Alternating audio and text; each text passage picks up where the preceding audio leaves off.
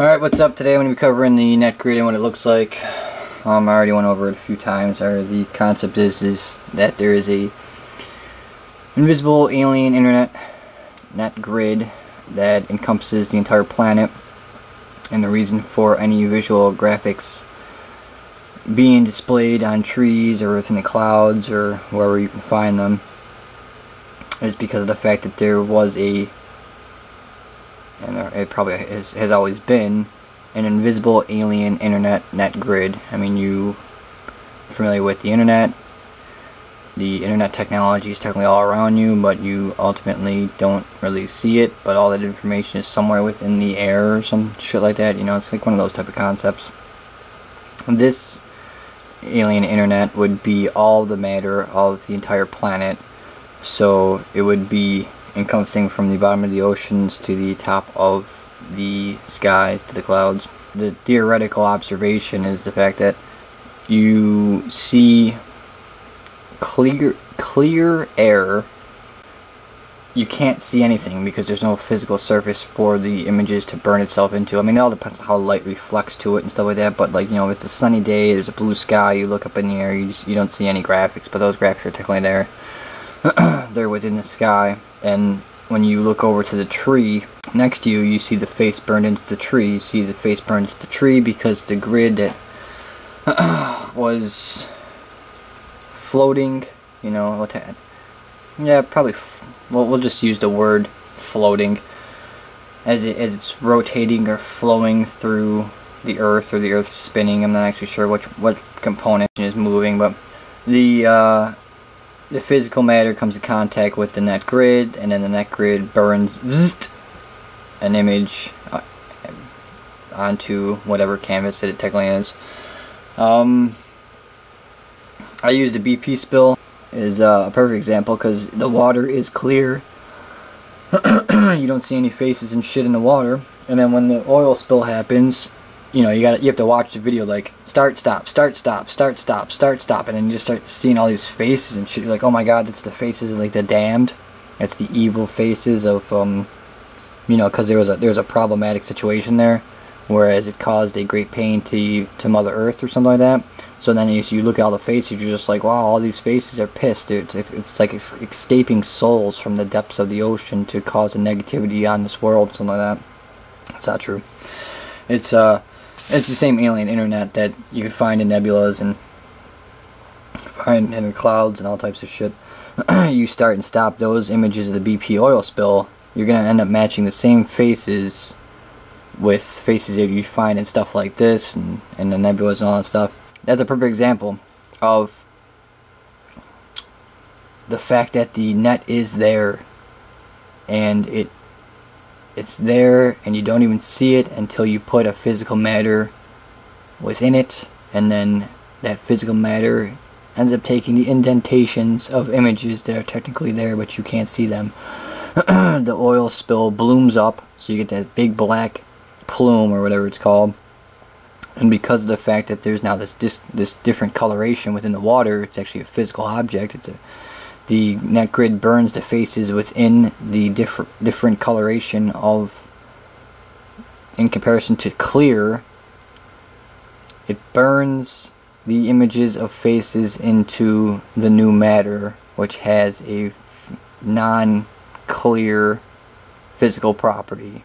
Thus you have faces within whatever the depths of that ocean. And that would mean that you just take a simplistic example is you just take a three-dimensional box and you just put the earth in it. Just boom, there it is.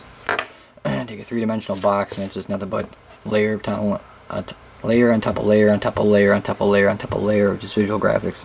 This right here, just gonna go over this is what it ultimately looks like. I mean, this is technically, I mean, the picture that's being shot is like these objects right here in the sky, and this is from YouTube. The majority of stuff I get technically is from YouTube or Google. All these pictures are going to be coming from Chef Petey. Where these ones are just be covering the the images of the net grid. And ultimately he's taking a picture of these objects right here in the sky. And all this is perceived to just be darkness. It's just darkness, just black. But I mean, you can clearly see in here, like here's a face, there's a nose right there, there's an eye there, there's a mouth, the chin, going up the head. There's the head right there.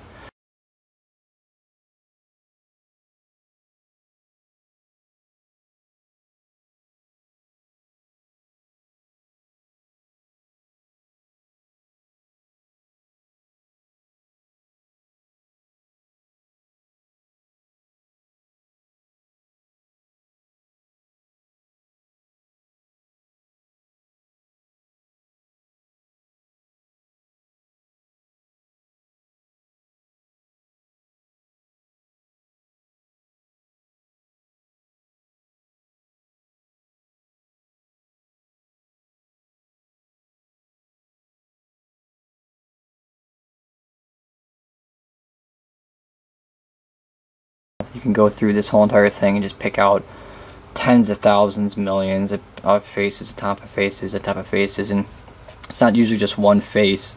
It's the angle of how you're looking at the face. Like here's a I mean, if you actually just look at this is on your computer, and then you just took like a couple steps back from the computer and looked at the same image, like sometimes you get different faces pop up in there. So it's like it's a really complex, a lot of dense. It's a dense equation happening here. It's not just a canvas of face. Here it is, boom. Depending on how you look at the face, it could change, and the space is used for multiple faces. You know, this nose can be like another angle can be used for another face. It's all over the place. It's a really dense, complex holographic system, and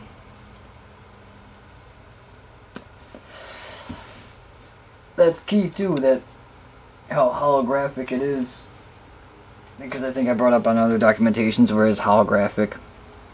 If they have the ability to do stuff with dreams and stuff like that, you're starting to see where all these techniques and skills derive from, is the fact that they're all, if you have the ability to program something like dreams and stuff like that, you're making visual graphics. The pineal gland is the source of a connection to God, or however you actually wanted to interpret it.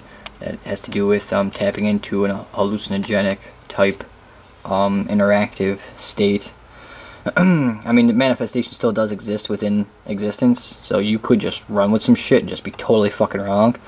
I'm not sure if it's more about creating a symmetry within yourself, and then they hijack you interacting with that level of hallucination to create the moment, or if you want to just get crazy and just say, you can't get crazy with it and just say all hallucinations are derived from this infinite symmetrical reflection net grid.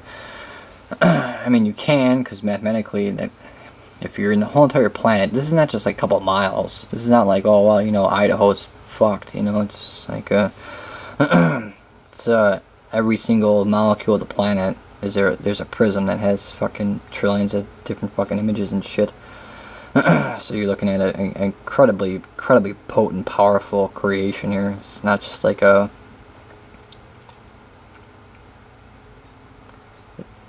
I don't know. I didn't want to get to the crazy route where I said that I'm sticking with the, regardless of which way you go with, like, well, look at all these images and shit. If you fucking think about it, like, friggin', this has to go with a battle with myself, where it's like friggin' the imagination of the Homo sapien race. Like, is the imagination, are you just contacting this net grid very with low tones to create fucking images and show you that? I'd probably say no, but I mean, it's conceivable. But, you know, in the Lost Book of Enki, they had dream visions. I would imagine that the power of the miracle of life is more potent than the power of technology, you know.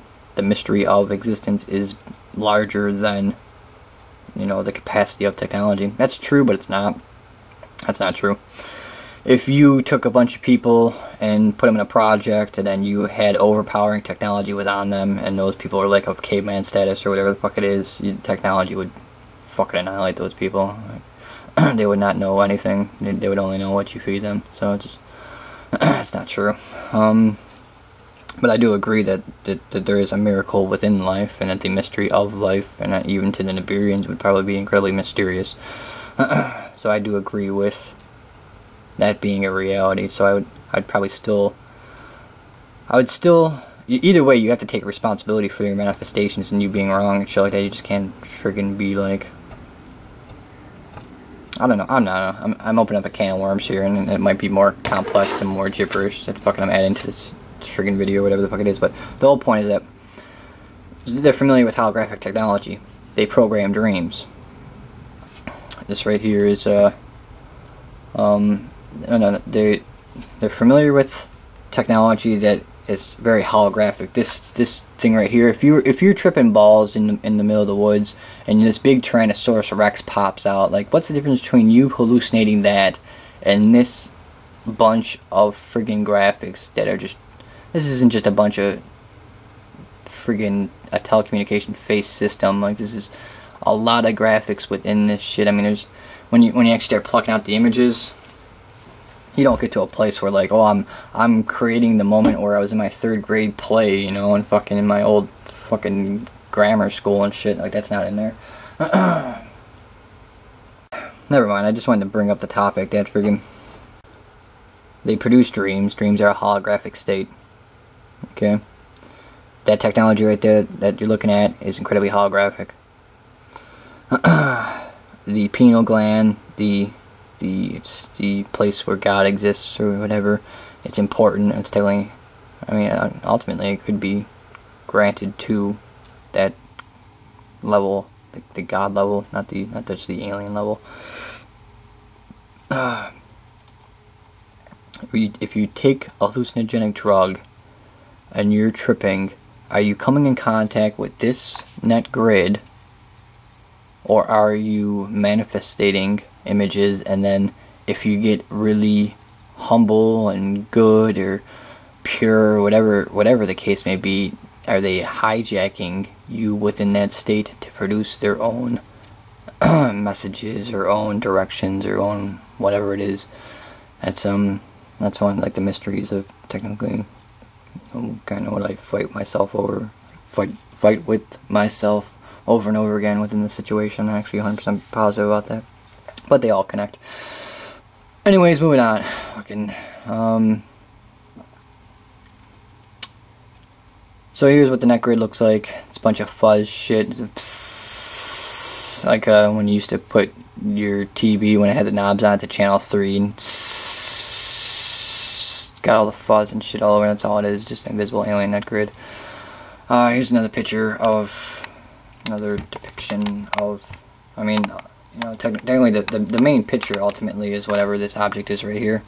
But I mean, you're talking about looking beyond that object and into all this darkness and all this stuff. Like, if you took this picture, you're pretty much just taking a picture of darkness. That's all you're doing. Like, I mean, it's the light that's resonating from this object, and it's the light that's resonating from the moon or whatever it is, and then however these things are being reflected. But the whole point is that, like, here's the object, okay, but, you know, kind of don't stop at the object. Look at all this other shit in here. This is all the net grid. This is this all-encompassing freaking alien internet. I mean, right here is a gray alien. There's the pointed chin. There's to the head. There's the nose right here. There's an eye. There's another gray alien. There's a head right there. Mouth, nose, eye. You can see a face right there. Eye, nose, mouth. You see a whole bunch of these little eyes in here. The profile, nose going down, mouth, eye right there. There's this big image right here. This guy, he's got very Sumerian Lord strain features. He looks very humanish.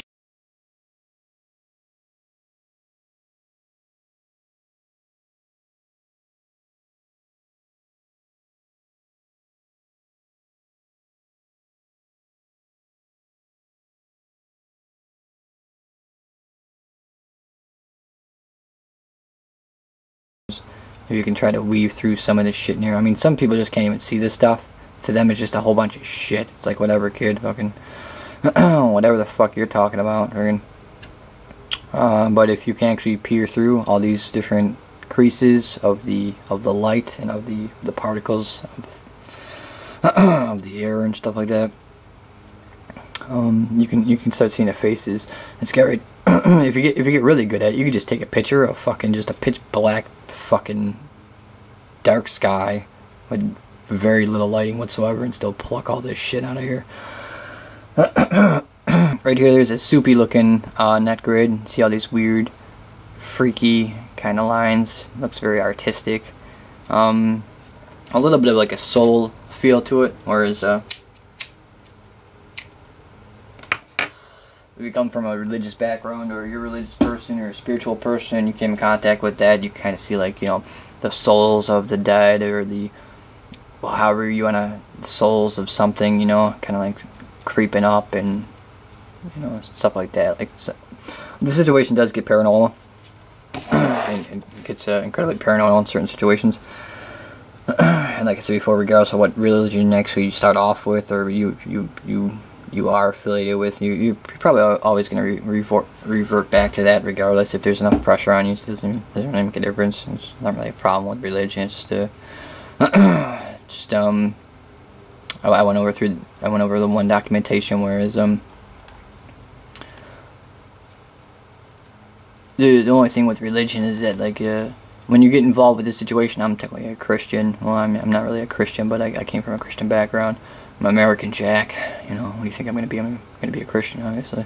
You grow up being raised Christian, and then you get in contact with this situation, and it kind of like flips a lot of things. Like, you know, I already went over this rock. This rock technically was pulled out of Ecuador, in an Ecuador mine, somewhere in the 80s.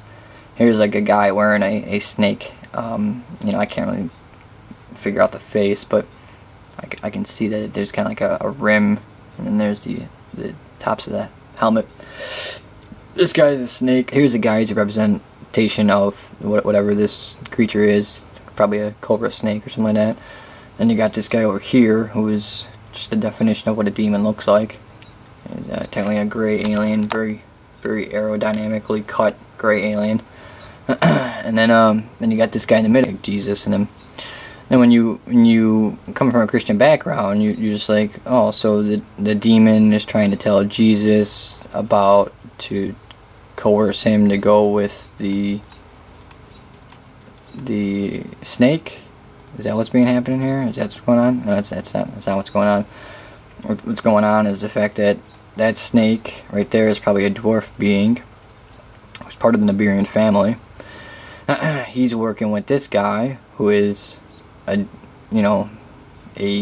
very aerodynamically cut gray alien, the second classification, and they are all working for this being right here, which this being right here is a man who lives on Nibiru. I mean, I'm not sure who ultimately this depiction is of.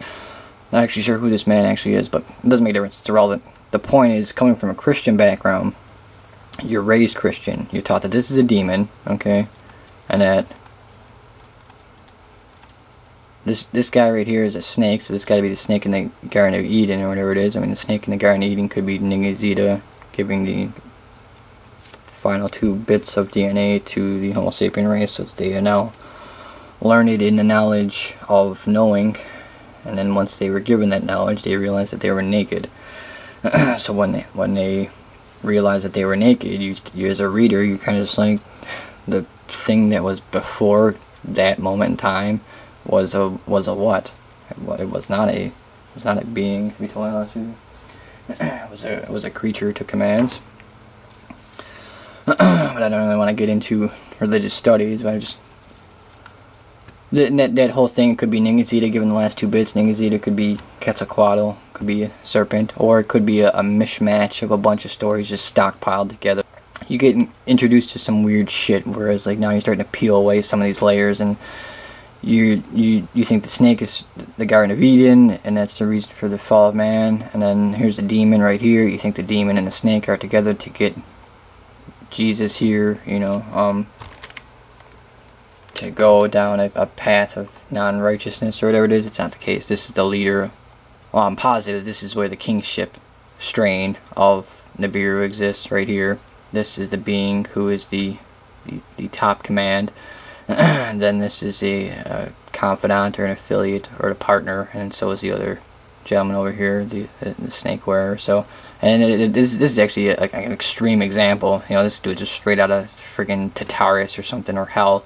A demon looking guy, and this guy's wearing a snake friggin' outfit, but you know, there's very bland looking gray aliens and very non-wearing snake outfit dwarven beings, if that were to be a dwarven being within that, but I'm pretty sure that probably is. That you come from a Christian background, you're so used to reading things like that, and you get involved with this alien situation, and then it kind of flips things. You start to see that it's like they, you know, like how you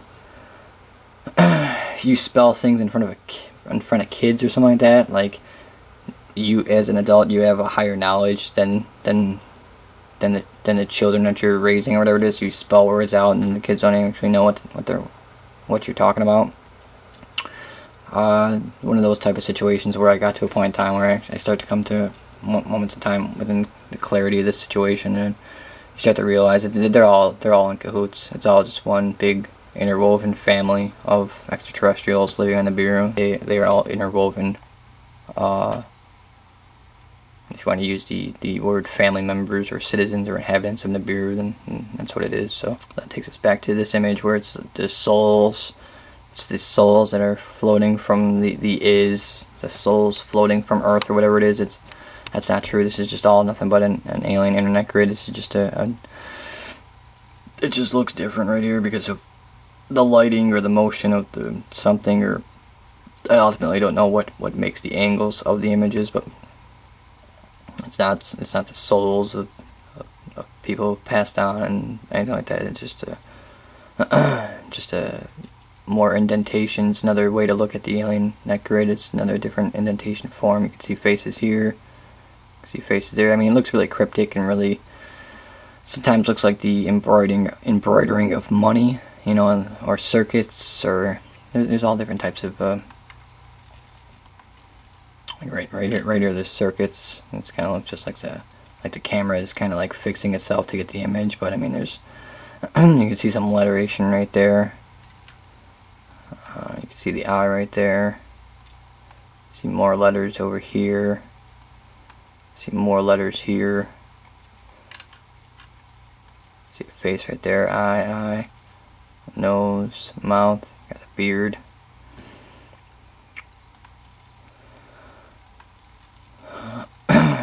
This one right here is another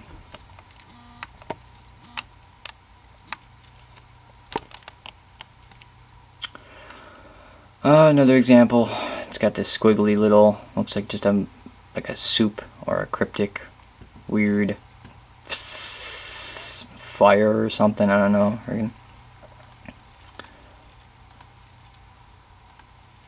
I mean, you can see the faces within that. So I mean, all you just took a picture of darkness. That's all you took. So you can pretty much take any rock on the planet, any physical indentation on the planet, as long as it's not really cleaned and bleached and shit like that, unless you leave smudges on it. They're always gonna have this type of burn into it. Whereas there's graphics that are burned into pretty much all objects on planet Earth. I mean, you might get a bunch of these squiggly lines and shit, and then all of a sudden you're gonna see like a face pop in there somewhere, because this net grid has been on our planet since however long they put it here.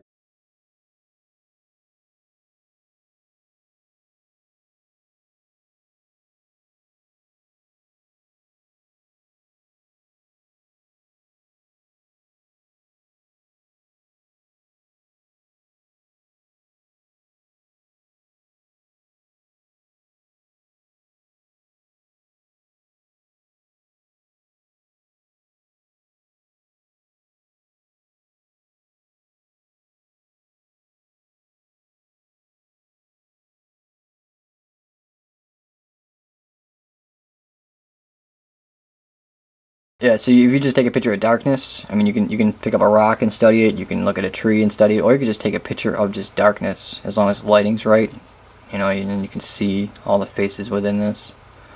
You know, I just cut out a few. You know, there's a face up here. It all depends on how actually you view the thing.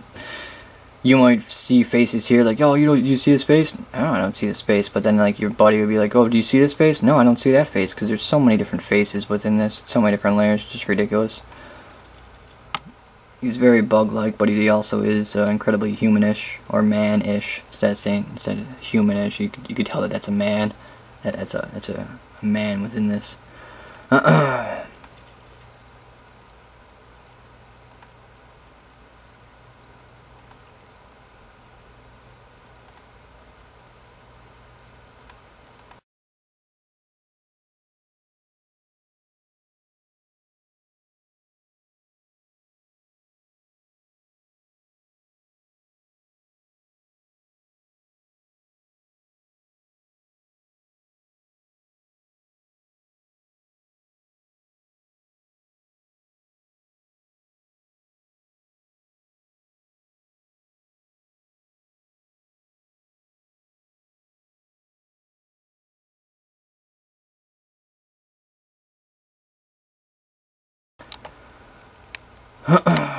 Here's some more net grid. It just looks like a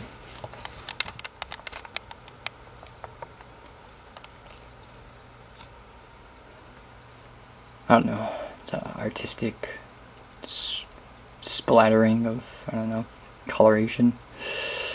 There's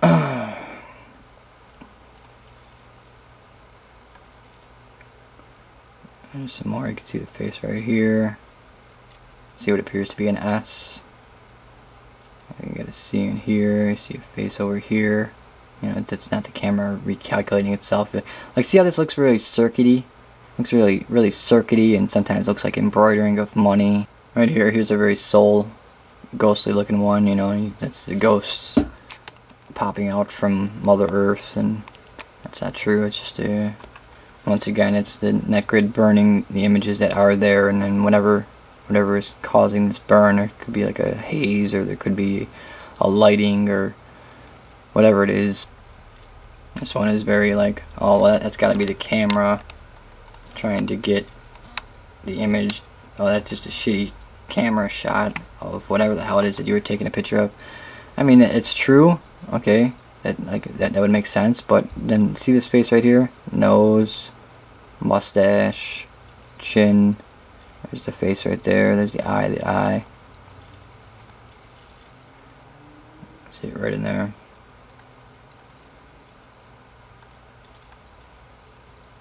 So even if you take a picture of just absolute dog shit nowadays, I'm not saying that this picture is dog shit, I'm just saying if you took a picture of just something that just didn't even make any sense, you just took a picture of darkness, somewhere within this chaos you can pluck out all the images that are tickling within that.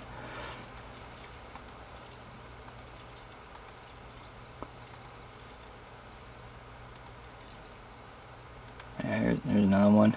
Nothing, there's nothing there, there's nothing there, and then you use your magic eye skills to try to weave and cut through all this layers of shit, and there's so many faces that, you know, you can just, you're bound to find one regardless. So, but like, here's a very clear one where just, there's the head, there's the nose, there's the mustache, there's the neck.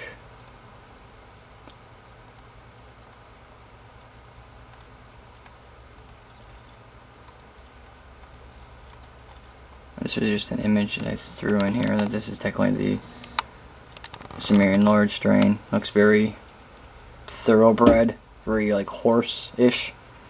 Let's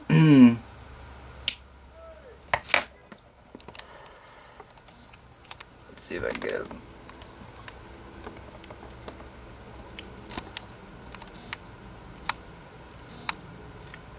Alright, it's tough to see.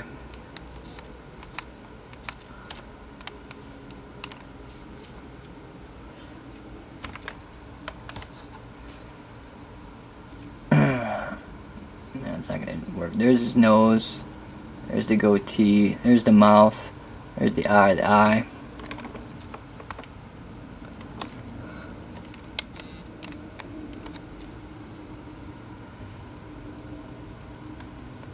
Yeah, it's the worst trace job right there ever.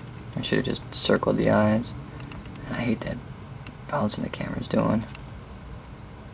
Probably because this light is so ferocious. Eye, nose, mouth, got the mustache, got the beard. Probably the kingship strain. Looks like a thoroughbred being, if you will.